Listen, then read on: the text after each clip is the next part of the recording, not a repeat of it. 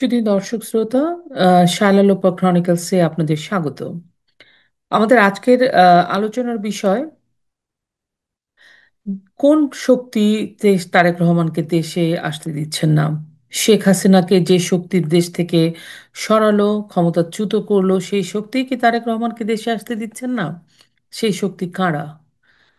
আমরা আজকে যতটা পারি আলোচনা করার চেষ্টা করব, যতটা আমরা জেনেছি সবকিছু মিলিয়ে আমরা আলোচনার চেষ্টা করব, যা আমরা দেখতে পাচ্ছি আমাদের খবরের কাগজ, বিভিন্ন মাধ্যম।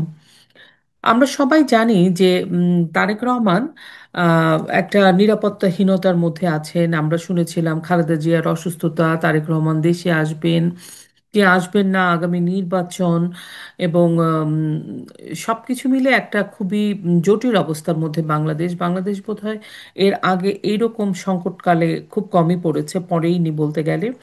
আমরা সবাই জানি যে তারেক রহমান দেশ ছেড়েছিলেন বিএনপি জামাত জোট সরকারের একতরফা সংসদ নির্বাচনকে সামনে রেখে উদ্ভূত রাজনৈতিক পরিস্থিতিতে 2007 সালে 11 জানুয়ারি দেশে জারি হয় জরুরি অবস্থা। পরে তত্ত্বাবধায়ক সরকারের একটা ফর্মে মডেলে সেনা নিয়ন্ত্রিত অন্তর্বর্তীকালীন সরকার টাইপের একটা সরকার হয়, সেনা নিয়ন্ত্রিত সরকার হয়। সেই সময় 2008 সালে তারেক রহমান দেশে ছাড়েন। কিন্তু একটা কথা গত 16 বছর শেখ হাসিনার সময়টাতে শোনা গেছে যে তারেক রহমান দেশে ফিরতে পারছেন না, কারণ শেখ হাসিনা ফিরতে দিচ্ছেন না, বা শেখ হাসিনার কারণে তারেক রহমানের নিরাপত্তাহীনতা আছে। শেখ হাসিনার সরকার তারেক রহমান এই সময়, সেই সময় দেশে তারেক রহমান আসলে তারেক রহমানের জন্য নিরাপত্তাহীনতার ব্যাপার আছে, তারেক রহমানকে জেলে নিয়ে যাবে, তারেক রহমানের নামে মামলা আছে, নানাবিধ কথা। কিন্তু আমরা দেখেছি শেখ হাসিনা বলেছে উনি মামলা ফেস করুক, উনি দেশে আসুক, কিন্তু তারেক রহমান দেশে আসেননি। তখন আমাদের সবার মধ্যে একটা বদ্ধমূল ধারণা হয়েছিল হয়তো বাংলাদেশের মানুষের কথা বলছে, শেখ হাসিনার সরকারের কারণেই বাংলাদেশে তারেক রহমান আসতে পারছেন না। কিন্তু গত 5ই আগস্টের পরে শেখ হাসিনা সরকারের পতন হয়েছে এবং অন্তর্বর্তীকালীন সরকার ডক্টর ইউনূস নেতৃত্বাধীন অন্তর্বর্তীকালীন সরকার আছে।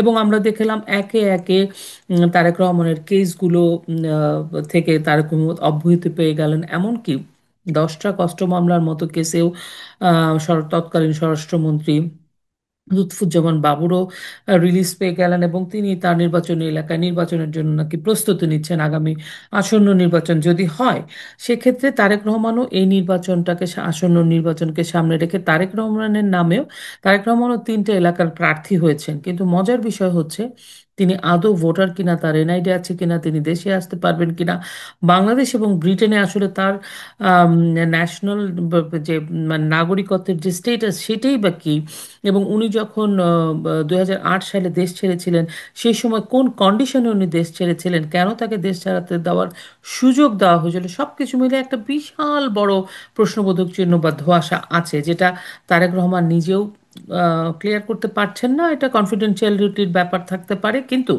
যখন নাকি একজন ব্যক্তি একটা রাজনৈতিক দলের প্রধান অনেক জনগণকে রিপ্রেজেন্ট করবে এবং একটা রাজনৈতিক দলকে রিপ্রেজেন্ট করবে, সেক্ষেত্রে কিছু কনফিডেন্সিয়ালিটির ব্যাপার নেই, এখানে মানুষকে ট্রান্সপারেন্সির ব্যাপার আছে এবং বিশ্বাসযোগ্যতার ব্যাপারও আছে। তারেক রহমানের প্রসঙ্গে একটু বলে নিয়ে আমরা আবার আরেকটু অন্য বিষয়ে যাব, সেটা হচ্ছে যে তারেক রহমানের নিরাপত্তা ব্যাপারটা। যখন নাকি খালেদা জিয়া অসুস্থ ছিলেন, এই কিছুদিন আগেও আমরা জানি যে সৃষ্টিকর্তা ওনাকে সুস্থ করে তুলুন, কিন্তু উনি কেউ বলছেন উনি মারা গেছেন, কেউ বলছেন উনি বেঁচে আছেন, মাঝে মাঝে উনি চোখ মেলেন, কেউ কেউ বলছে ভেন্টিলেশনে আছেন, কেউ কেউ বলছে লাইফ সাপোর্টে আছেন। কিন্তু সব কিছু মিলিয়ে ওই সময়টাতে যেই মানুষটার আসলে কেমন আছেন, কি সমাচার, সেইগুলা জানা যতটা জরুরি ছিল, বা তার স্বাস্থ্যগত উন্নত চিকিৎসা সেগুলোর থেকে হঠাৎ করে শুনলাম ওনার খালেদা জিয়াকে ভিভিআইপি ক্যাটাগরির একজন ব্যক্তি হিসেবে মর্যাদা দেওয়া হলো। কতটা প্রয়োজনীয়তা ছিল আমরা বলতে পারবো না, কিন্তু দেওয়া হলো। এবং সাথে সাথে ওনার জন্য একটা এসএসএফ এর নিরাপত্তা দেওয়া হলো তাকে, একজন বিশিষ্ট সম্মানিত ভিভিআইপি ব্যক্তি হিসেবে উনি এই নিরাপত্তাটা পান। আহ, যেই নিরাপত্তা আসলে খুব মানে স্পেশাল কিছু মানুষ পান, সেটা আহ, খালেদা জিয়াকে দেওয়া হলো। খুবই ভালো কথা, কিন্তু ওনার প্রাসঙ্গিকতা কি বা প্রয়োজনীয়তা কি, সেই প্রসঙ্গে আর না যাই, দেওয়া হলো। তখন একটা কথা বারবার এসছিল, এগুলো যে পরিবারের সদস্য হিসেবে তারেক রহমানও এই নিরাপত্তাটা পাবেন উনি যদি দেশে আসেন, এরকম একটা কথাও চড়াও হচ্ছিল। এবং অনেকে ভাবছিল রাজনৈতিক মহল এবং সাধারণ মানুষ, তারেক রহমানের নেতা কর্মী, তারা হয়তো তারেক রহমান দেশে আসবে বলেই এই ব্যবস্থাটা করা হয়েছে, থ্রু খালেদা জিয়ার মধ্য দিয়ে। কিন্তু আরেকটা ইন্টারেস্টিং ব্যাপার দেখা গেল, ও তখন স্বরাষ্ট্র উপদেষ্টাও বলেছিল যে একই নিরাপত্তা তারেক রহমানও পাবেন, যতদূর আমার মনে পড়ছে উনি বোধহয় টিভিতে কোনো ইন্টারভিউতে বলেছিল। কিন্তু এখন আজকে দেখলাম যে রেজওয়ানা বন ও পরিবেশ উপদেষ্টা, আমি জানি না উনি কোন এখতিয়ারে বললেন, কিন্তু উনি বলেছেন তারেক রহমান বা খালেদা জিয়ার এই নিরাপত্তাটা শুধু খালেদা জিয়ার জন্য, খালেদা জিয়ার পরিবারের কেউ এই নিরাপত্তা পাবে না। বন্ধুরা, বাংলাদেশের মানে এই যে এই কথাটা উনি বললেন, তার মানে কি এটা একটা বার্তা, তারেক রহমান যদি দেশে আসতে চায় তাহলে তারেক রহমানের নিরাপত্তা তারেক রহমানের উপরে, তারেক রহমান বুঝে নেবে সে কিভাবে তার জানমালের দায়িত্ব তার নিজের, সরকার কোনো দায়িত্ব নেবে না, অর্থাৎ সেনাবাহিনীও কোনো দায়িত্ব নেবে না, বিএসএসএফ কোনো দায়িত্ব নেবে না, কোনো সংগঠন কোনো দায়িত্ব নেবে না, মানে গোয়েন্দা সংস্থা বা যে কোনো কিছু। তারেক রহমান তার মানে ওনার নিজের দায়িত্ব ওনাকে নিতে হবে, নিরাপত্তার দায়িত্ব। এখন কথা হচ্ছে, শেখ হাসিনা তো দেশে নেই, তাহলে তারেক রহমানের এই নিরাপত্তাহীনতার কারণটা কি? তার মানে এমন কি হতে পারে যে যেই যেই অদৃশ্য কারণে শেখ হাসিনার সরকারটা পড়ে গেল, সেই অদৃশ্য কারণে আসলে তারেক রহমান দেশে ফিরতে পারছেন না? সে অদৃশ্য কারণটা কি? তার মানে বাংলাদেশের ভিতরে এই ধরনের কিছু আছে, অথবা বাইরে থেকে আমরা ঠিক বলতে পারছি না, আমরা ঠিক জানি না। এই প্রশ্নটা আসলে আমার আজকের করণীয় ছিল। বাংলাদেশের রাজনীতিতে একটা অদ্ভুত একটা সিচুয়েশনের মধ্যে আমরা পড়ে গেছি। সেই সিচুয়েশনে একদিকে শেখ হাসিনা দেশে নেই, খালেদা জিয়া ভীষণভাবে অসুস্থ, একটা হয়তো বাঁচবেন জীবন মৃত্যুর সন্ধিক্ষণে, মাঝখানে তারেক রহমানকে ঘিরে এটা একটা বিশাল রহস্য। রাষ্ট্র বলছে আপনাদের নিরাপত্তা আমরা দিতে পারবো না। আহ, মানে সব কিছু মিলিয়ে সে রাষ্ট্র একজন বিরোধী নেতা, একজন নেতা কোনো কিছুকেই, এবং কোনো ধরনের কোনো নিরাপত্তা, আমার কথা হচ্ছে যে তারেক রহমান যদি এই মুহূর্তে, তারেক রহমান দেশের একটা গুরুত্বপূর্ণ রাজনৈতিক দলের গুরুত্বপূর্ণ ব্যক্তি যদি হয়, তাহলে তার তো একটা সিকিউরিটি, আসলে তো উনি আসবেন, কিভাবে আসবেন? এবং বোঝা যাচ্ছে যে উনি তো আসলে সেনা সরকারের সময় বাংলাদেশ থেকে গেছিলেন, তার মানে ওই সময়কার যে সেনাবাহিনীতে যারা উচ্চপদস্থ কর্মকর্তা ছিলেন, তাদের মধ্যে একটা টার্মস অ্যান্ড কোনো কন্ডিশন ছিল, সেই কন্ডিশনের ভিত্তিতে তারেক রহমানকে বিদেশে যেতে দেওয়া হয়েছিল। তার মানে কি এখন ওয়াকারুজ্জামান এখনকার সেনা প্রধান, সেই তাদের যে সিনিয়র বস বা সিনিয়র মোস্ট যারা তখন তারেক রহমানকে যে কন্ডিশনে যেতে দিয়েছিল, সেই কন্ডিশনটা এখনো তারেকের জন্য বলবৎ আছে, এরকম কি হতে পারে? আমরা আসলে কিছু বুঝতে পারছি না। এটা বুঝতে পারছি, রাজনীতিটাকে, প্রধান দুইটা দলকে, একটা দলকে কোণঠাসা করা হচ্ছে, সেটা আওয়ামী লীগ। একটা দলকে কোণঠাসা করা হচ্ছে ভীষণভাবে, কারণ আওয়ামী লীগ হচ্ছে এমন একটা দল, এখানে আপনি কোণঠাসা করতে গেলে তাকে ব্যান করতে হবে, তাকে সন্ত্রাসী সংগঠন হিসেবে বলতে হবে, তার ছাত্র সংগঠনকে ব্যান করতে হবে, তারপরেও পারা যাবে না, কারণ আওয়ামী লীগ হচ্ছে গ্রাসরুট লেভেলের দল। পক্ষান্তরে বিএনপি হচ্ছে, বিএনপিরও সংগঠন সংগঠন যে নাই তা না, কিন্তু বিএনপি গত 16 বছর একটা টার্মোইলের মধ্যে ছিল। বিএনপির নেতা খালেদা জিয়া অসুস্থ, বিএনপির second in command Tarique Rahman বিদেশে। এই অবস্থাতে বিএনপির কে কন্ট্রোল করা সহজ, কারণ তার ভবিষ্যৎ যে বিএনপির প্রধান তিনি বিদেশে আছেন, কোনো টার্মস অ্যান্ড কন্ডিশন আছে, তার স্টেটাস কি, বাংলাদেশের সে নাগরিক আছে কি নেই, সে বিদেশে কিভাবে আছে, সমস্ত কিছু, এই যে পুরা বিষয়টা, এটা ইউনূস সরকার জানেন। এই কারণেই উনি কন্ট্রোলড হচ্ছেন, এই রাজনৈতিক দলটা। ভয়াবহ অবস্থা। আওয়ামী লীগের দমন পীড়ন সব কিছু আছে, কিন্তু তারপরেও আওয়ামী লীগের একটা স্বকীয়তা আছে। আওয়ামী লীগ নিজের ইচ্ছা মতো শেখ হাসিনা যেটা বলবেন সেটাই। কিন্তু বিএনপি সেটা নাই। বিএনপি একটা কন্ট্রোল রাজনীতির মধ্যে ঢুকে গেছে। এবং এটা আমার মনে হয় 5 তারিখের পরে, জুলাই এবং অগাস্টে, তারেক রহমানের একটা দ্বিধাগ্রস্ততা, সংশয় এবং কিছুটা ভয়, এবং আমি বলবো যে রাইট টাইমে রাইট ডিসিশনটা নিতে না পারার যে ভুল, সেই ভুলের কারণে আজকে বিএনপির এই অবস্থা। ওনার ডিসেম্বরে নির্বাচন যখন নাকি আমাদের সেনাপ্রধান বলেছিলেন, সেটার মধ্যে স্টিক করা উচিত ছিল।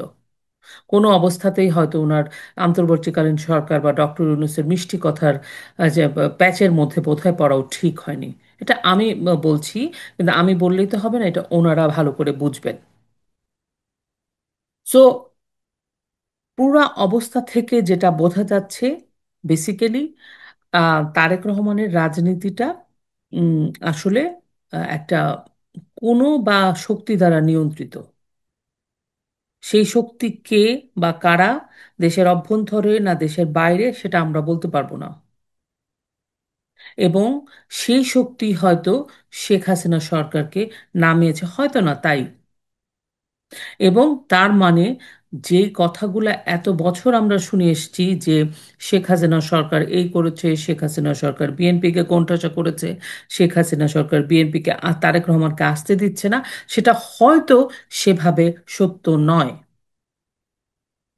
এবং শেখ হাসিনা সরকারকে দেশ থেকে সরে চলে যেতে হওয়া একটা রাজনৈতিক একটা ভ্যাকুয়াম তৈরি হয়েছে।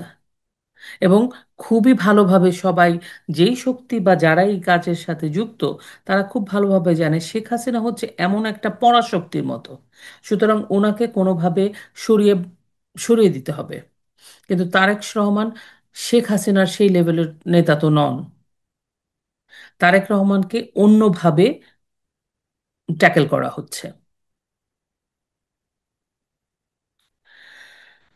মানে ওয়াকা এদিক দিয়ে একটা সেনাবাহিনীর ব্যাপারটা খুবই আশ্চর্য লাগছে। এই পুরা ঘটনায় বাংলাদেশে আসন্ন নির্বাচন, বাংলাদেশের সিচুয়েশন, শেখ হাসিনা যখন চলে গেছিল, সে ওয়াকালুজ্জামান তো দাঁড়িয়ে গেছিলেন। উনি নায়েবে আমিরকে ডেকে নিয়ে গেলেন, উনি মামুনুলকে ডেকে নিয়ে গেলেন, সবার সাথে কথা বললেন, উনি বললেন উনি জনগণের পাশে থাকবেন। তাহলে এখন উনি কার পাশে আছেন? ওয়াকালুজ্জামান তো নীরব কেন? তিনি তো মানে এই দেশের নিরাপত্তা কাঠামোর এই মুহূর্তে প্রধান। তিনি তো চাইলেই ঘোষণা দিতে পারতেন অনেক কিছু। উনিও তো বলতে পারতেন যে না, তারেক রহমানকে রাষ্ট্রীয় নিরাপত্তা দেওয়া হবে। উনি তো কিছুই বললেন না। তিনি নীরব থাকলেন। নীরবতা একটা বার্তা, নীরবতার বার্তা হচ্ছে তিনি আসলে এই রেসপন্সিবিলিটিটা নেবেন না। 3টি কারণ হতে পারে সেনা বা প্রধানেরও চুপ করে থাকা। হয়তো বিদেশির চাপ, বিদেশি শক্তির চাপ আছে, লন্ডন, ওয়াশিংটন, নানা জায়গা থেকে। তো সেনাবাহিনীর ভিতরে ফ্র্যাকশনাল বিভক্তি আছে। অদৃশ্য শক্তির স্ট্যাটাস কো বজায় রাখার একটা নির্দেশনা আছে। ওয়াকার জানেন তারেক দেশে ফিরলে রাজনৈতিক সমীকরণ বদলে যাবে, এবং সে ঝুঁকি আজকে নতুন শক্তি নিতে হয়তো প্রস্তুত নন। এই নতুন শক্তিটা কারা? বাংলাদেশে বিরাজনীতিকরণ, এটাই কি ডক্টর ইউনূসের মূল উদ্দেশ্য ছিল? বাংলাদেশে যা চলছে এটা আর রাজনীতি নয়, এটা পলিটিক্যাল স্টেরিলাইজেশন। চিন্তা করে দেখুন, শেখ হাসিনা কারাগারে, খালেদা জিয়া নিরাপত্তা কোয়ারেন্টাইনে, খালেদা জিয়া মৃত্যু পথযাত্রী, উনি বেঁচে ফিরবেন কিনা সেটা বলা যাচ্ছে না, তারেক রহমান দেশে ফিরতে পারছেন না। রাজনৈতিক দলগুলো কিন্তু নিষ্ক্রিয়। আপনি দেখলেন যে বন্দরের জন্য বামপন্থী দলগুলোকে কি পরিমাণ তাদের সমাবেশে লাঠিসোঁটা দিয়ে পেটা করা হলো। রাজনৈতিক দলগুলোও নিষ্ক্রিয় হয়ে যাচ্ছে, সিদ্ধান্ত নিচ্ছে টেকনোক্র্যাট, এনজিও, বিদেশি লবিস্ট। রাজনৈতিক শক্তিকে দুর্বল করে রাখা, যাতে নীতি নির্ধারণ অদৃশ্য শক্তির হাতে থাকে। জনগণকে নেতা শূন্য রাখা, যাতে কোনো ম্যাস মুভমেন্ট না হয়। নতুন ক্ষমতার স্থাপনা, যেখানে রাজনীতি নয় নিয়ন্ত্রণই মূল। এটা ইউনুস মডেলের মূল দর্শন। পলিটিক্যাল ভ্যাকুয়াম, ইন্টারন্যাশনাল ম্যানেজেবিলিটি, যেটাই আপনি বলেন আমি ঠিক জানি না। আমি আমার বিশ্লেষণ থেকে আপনাদেরকে বলছি। এর মধ্যে শোনা গেল যে খালেদা জিয়া বিদেশে যাবেন, কিন্তু ওনাকে লন্ডন পাঠানো হবে। ছেলে আছে ওখানে। এখন আবার শুনছি যান্ত্রিক ত্রুটি, বিলম্ব। এটা কি ইচ্ছাকৃত? তার এয়ার অ্যাম্বুলেন্সে যান্ত্রিক ত্রুটি দেখা দিয়েছে। সবকিছু কি খুবই কোইন্সিডেন্স? এত কোইন্সিডেন্স হয় নাকি? তো এগুলো আমার মনে হচ্ছে যে সময়টাকে টেনে নেওয়ার একটা চেষ্টা। সব মিলিয়ে একটাই কথা বলতে পারি, একটা চিত্র পরিষ্কার। খালেদাকে নিরাপত্তার নামে খালেদা জিয়াকে রাজনৈতিক কোয়ারেন্টাইনে রাখা হয়েছে, তারেক রহমানকে নিরাপত্তাহীনতার নামে দেশে ফিরতে দেওয়া হচ্ছে না, শেখ হাসিনাকে বিচারের নামে লুপে আটকে রাখা হয়েছে। এই তিনটি লাইন একটা জায়গায় মিলায়। এটা পুরোপুরি পরিকল্পিত একটি ইউনুসীয় স্ট্র্যাটেজি। চলুন আমরা এই স্ট্র্যাটেজিটার নাম দিই ইউনুসীয় স্ট্র্যাটেজি। এটা রাষ্ট্র নয়, এটা শুধু নিরাপত্তা নয়, এটা এক ধরনের পলিটিক্যাল ইঞ্জিনিয়ারিং, যেখানে দুই মেরুর নেতৃত্বকে নিষ্ক্রিয় করে দেওয়ার চেষ্টা বা দেওয়া হয়েছে, যাতে মাঠে থাকে অদৃশ্য শক্তি, তাদের পছন্দ নতুন কাঠামো। কিন্তু প্রশ্ন একটাই, এভাবে কতদিন তারা রাজনীতিকে আটকিয়ে রাখবে? নতুন অদৃশ্য শক্তি কি ইসলামিক, উগ্র ইসলামিক শক্তি? বাংলাদেশের রাজনৈতিক শিকড়ের গভীরতা কতটুকুন? নেতৃত্ব দমন করা যায়? যায়? আর যদি যায়, সেটা কি কতদিন দমন করে রাখবে? কিন্তু নেতৃত্বকে কি বিলীন করে দিয়ে নতুন নেতৃত্ব কি আসবে রাজনৈতিক দলগুলোতে? না, আসবে না। রাজনৈতিক দলগুলো কি ঘুরে দাঁড়াতে পারবে? এ কঠিন সময় তারা কি ঐক্যবদ্ধ হয়ে একসাথে কাজ করতে মাঠে নামবে? অনেক প্রশ্ন। বাংলাদেশের ভবিষ্যৎ আজকে ঝুলছে প্রায় একই প্রশ্নে। বাংলাদেশের রাজনৈতিক দলগুলো কি ঘুরে দাঁড়াতে পারবে? তারেক রহমান কি তার দল বিএনপিকে ঘুরিয়ে দাঁড় দাঁড় করাতে পারবে? আওয়ামী লীগ কি নিজেদের অবস্থানকে সুদৃঢ় করে আহ, তারা আবার বাংলাদেশের মাটিতে রাজনীতির ঝান্ডা গাড়তে পারবে? আসন্ন নির্বাচন কি হবে? যদি হয়, তাহলে কোন ফর্মে হবে? সবগুলোই কি অদৃশ্য শক্তি নিয়ন্ত্রণ করছে? এই অদৃশ্য শক্তি কারা? এই অদৃশ্য শক্তি জিতে যাবে, না বাংলাদেশ জিতে যাবে? বাংলাদেশের রাজনৈতিক দলগুলো বাংলাদেশকে আবার জিতিয়ে নিয়ে আবারও আমরা মুক্তিযুদ্ধের ধারায় চলতে পারবো? প্রশ্নগুলো রেখে গেলাম। আপনারা ভালো থাকবেন। শুভকামনা।